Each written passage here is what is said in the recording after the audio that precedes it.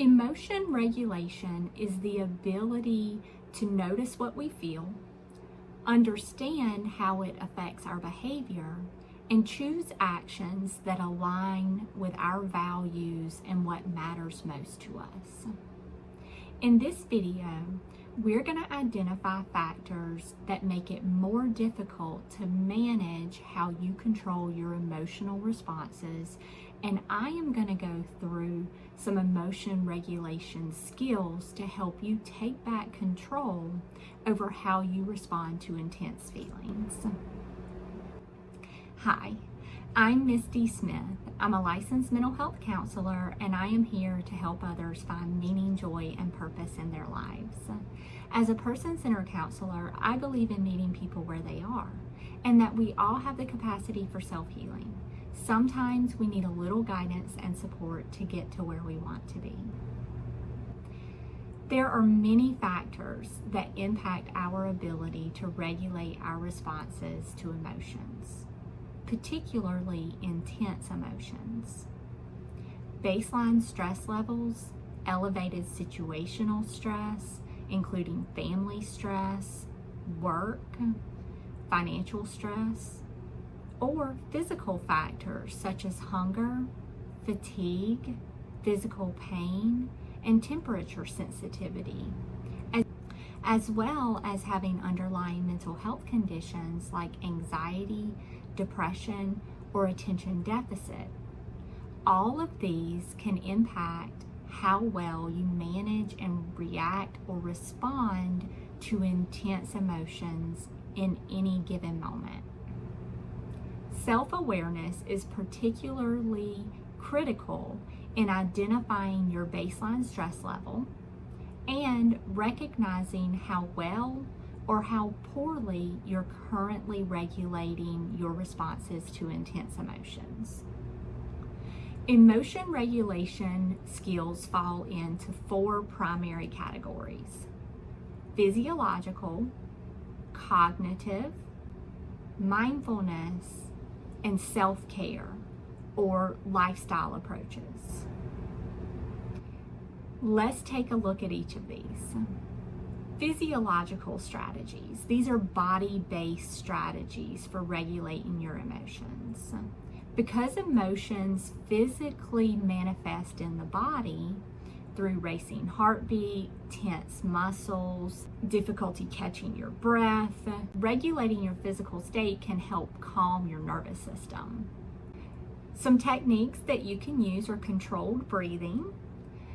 Try slow, deliberate inhales through your nose and longer exhales. One of my favorites of these is the 4-7-8 breathing, where we inhale for a count of 4, hold our breath for a count of 7, and slowly exhale for a count of 8. Another is block breathing. You breathe in for a count of 4, you hold your breath for a count of 4, exhale for a count of 4, and hold for a count of 4. So you're drawing a square as you do this. These techniques can activate your parasympathetic nervous system, or your body's natural calming response. You can also try progressive muscle relaxation. Tense and release different muscle groups to consciously reduce physical tension. You can start at your feet, squeezing and releasing your toes, moving up through your legs into your abdomen, shoulders, hands, face, or you can start at the top and work down in the opposite direction, tensing first up in your shoulders, your hands, your abdomen, and all the way down to your feet. Conduct a body scan to notice where you might be feeling tension or holding stress in your body. Temperature changes can actually help us to regulate our body's response to intense emotions. Splashing cold water on your face, holding an ice cube in the palm of your hand, or holding a cold water bottle to your neck. These techniques can reset your nervous system and break the cycle of elevated emotional arousal. So let's move into cognitive or mental strategies. These skills involve shifting how you think about a situation to change how you feel about it. The first one is cognitive reappraisal. Consciously reframe a negative thought. For example, instead of thinking this project is ruined, reframe it to say, this is frustrating and a setback. I believe I can find a workaround.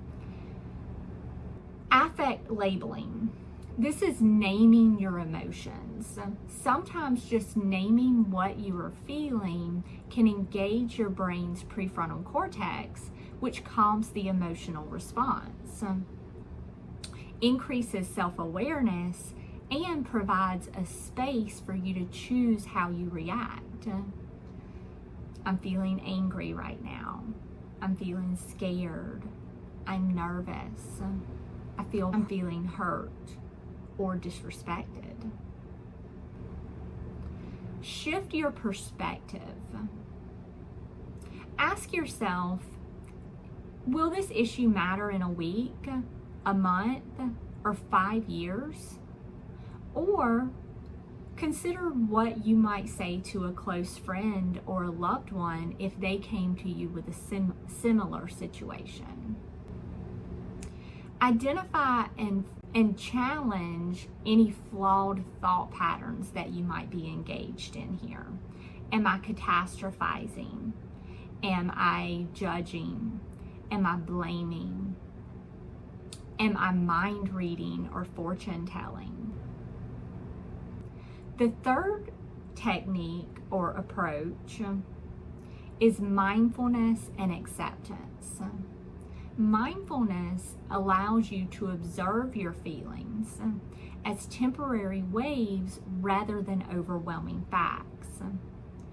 Ride the wave of emotion.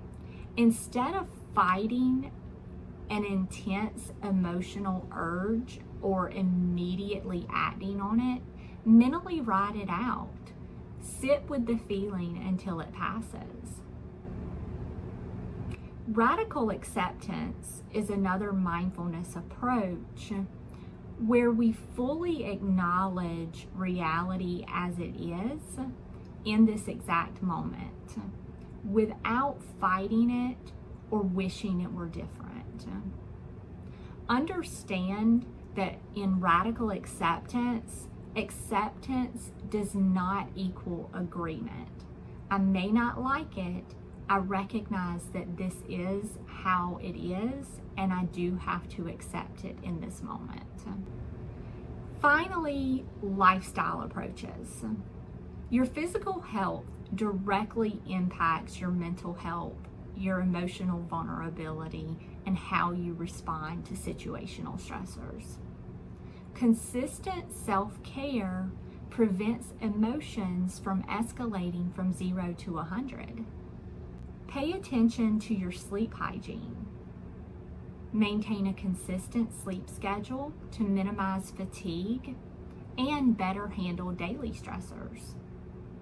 Exercise regularly. And take time to care for yourself. Your needs are at least as important as the needs of others. My hope for you is that you will be able to use these strategies to improve your ability to regulate your emotional responses, and this will enable you to find more joy in your life, as well as build stronger and more meaningful connections with others. Thank you for watching.